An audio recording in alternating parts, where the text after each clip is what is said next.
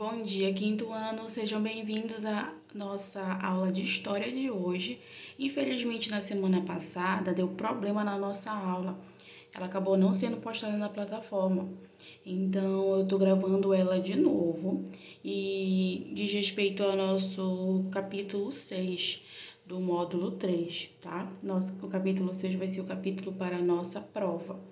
O capítulo 5 foi o capítulo das nossas Olimpíadas e agora o capítulo 6 é para a nossa prova.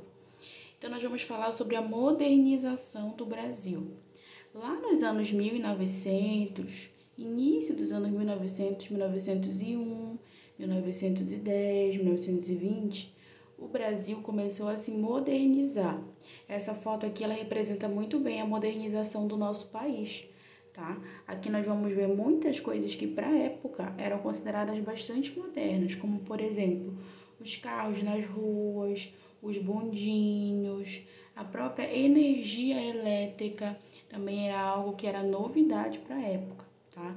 Então, nos anos 1900 vão chegar ao Brasil muitas novidades que vão fazer as cidades se modernizarem. O livro de vocês começa falando a respeito das indústrias, tá? Ele dá um gráfico pra gente que fala das indústrias e dos operários, do aumento na quantidade de indústrias e, claro, o aumento na quantidade de operários entre os anos 1907 e 1929. Por quê? Porque as indústrias, elas também são um sinal da modernização do Brasil. Quando o Brasil se modernizou, surgiram várias indústrias, principalmente na cidade de São Paulo. Por que na cidade de São Paulo? Porque lá havia uma grande produção de café e o dinheiro do café, o lucro do café foi usado para se fazer investimento nas indústrias. Nós já vamos falar mais sobre isso. Aqui nessa parte de baixo do livrinho de vocês, o autor vai explicar para a gente que nos anos 1900, início, vão surgir muitas novidades no Brasil, tá? Como, por exemplo, os cinemas. Os cinemas é algo que a gente gosta muito e que a gente faz até hoje. Só que antes de 1900 isso não existia. Aqui nessa época ele vai ser uma novidade, vai se tornar uma nova opção de lazer para as pessoas. Além disso, aqui nessa parte também vai citar algumas tecnologias da época que eu já mostrei para vocês naquela foto, como por exemplo os bondes, a eletricidade. Aí ele vai citar mais alguns, como por exemplo o telefone. O telefone vai estar surgindo nesse momento. Aqui na página seguinte ele vai trazer mais uma foto que trata dessa modernização. E aqui ele vai falar sobre o modernismo, tá? O que é o modernismo? O modernismo é a modernização na arte. É a forma como os artistas viveram esse momento de modernização. Até porque vocês têm que perceber que os artistas, eles são pessoas mais sensíveis que a maioria. Então, eles até mesmo sentem essas mudanças antes de todo mundo. Então, os artistas modernistas, eles eram conhecidos por não querer seguir as regras. Eles queriam fazer uma arte mais livre, sem seguir nenhum padrão, tá? Na página seguinte, nós vamos falar sobre as indústrias. Eu acho que eu não vou conseguir virar aqui o celular, peraí.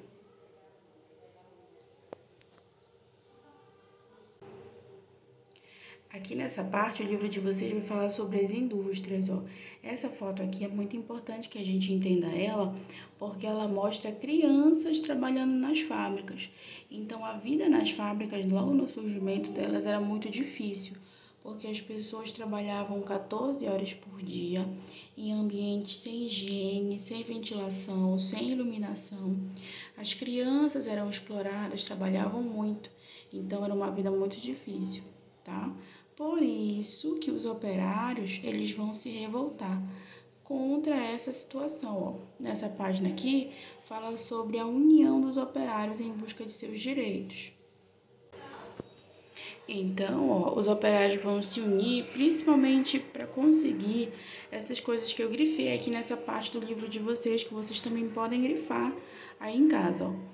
Eles vão querer redução da jornada de trabalho, ou seja, não vão mais querer trabalhar 14 horas por dia, porque era um absurdo. Vão querer maior segurança nas fábricas, ou seja, equipamento de segurança, mais higiene. Eles vão querer aumento salarial, vão querer férias, vão querer a proibição do trabalho para as crianças. Então, eram mudanças justas que precisavam ser feitas. A vida nas fábricas era tão difícil que em algumas fábricas o dono da fábrica até cobrava taxa para o funcionário usar o banheiro. Imagine só, era bem difícil, tá? Na próxima página aqui vai falar um pouco sobre o futebol. O futebol, ele tá ligado a esse assunto porque vai ser nos intervalos dos horários de trabalho e vai ser junto com a chegada dos imigrantes para trabalhar no Brasil que o futebol vai crescer aqui. O futebol é um esporte lá da Europa, né, europeu, que vai vir junto com os imigrantes que vão vir para o Brasil. E aí eles vão ensinar para os brasileiros esse esporte e vai se tornar muito, muito popular. Na época, né, os equipamentos eram caros, chuteira, bola. Então, depois que o futebol vai se tornar mais acessível para a maioria da população. Essa foto aqui é um dos primeiros clubes de futebol da época, tá? Essa parte aqui do livro de vocês, gente, é muito legal. Peraí. Essa parte aqui já vai falar de um acontecimento muito importante dos anos 1900, que é o fim da República do Café com Leite. Tá aqui o fim da Primeira República, mas é o fim da República do Café com Leite também. Tá? Lembra que eu expliquei para vocês que São Paulo e Minas Gerais estavam sempre dominando a política? Pois é, em 1930, esses dois estados vão brigar, vão desfazer a sua aliança.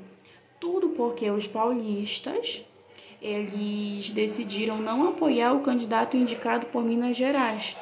Pelo contrário, eles fizeram pior, eles indicaram um outro candidato. Então, em 1930, era para São Paulo apoiar o candidato de Minas Gerais, mas São Paulo foi lá e indicou um outro candidato, que era o Júlio Prestes. E aí, Minas Gerais, muito chateado com isso, se aliou com o Rio Grande do Sul e com a Paraíba e formou a Aliança Liberal. E eles acabaram escolhendo como candidato Getúlio Vargas para as eleições desse ano, tá? Então, o que acontece? Ficou São Paulo com Júlio Prestes e a Aliança Liberal com Getúlio Vargas, sendo que essa Aliança Liberal era liderada por Minas Gerais, Rio Grande do Sul e Paraíba. Então, não esqueça, São Paulo indicou Júlio Prestes e a Aliança Liberal indicou Getúlio Vargas. As eleições aconteceram e quem acabou vencendo foi o candidato de São Paulo, o Júlio Prestes, tá? Só que aí a Aliança Liberal não aceitou, se revoltou, acusou São Paulo de fazer fraudes, de estar ganhando ilegalmente. E aí, antes que o Júlio Prestes assumisse, a Aliança Liberal armou um golpe e tomou o poder lá no Rio de Janeiro e colocou o Getúlio Vargas no poder à força. Imaginem, minha gente, olha a confusão armada. Aí, a partir daí, a partir de 1930, o Getúlio Vargas se tornou o presidente do Brasil e ele iria governar o país aí por 15 anos, tendo sido colocado no poder pela Aliança Liberal. Certo, pessoal? Então, a nossa aula vai até aqui, até a página 255. Um beijo, até a próxima.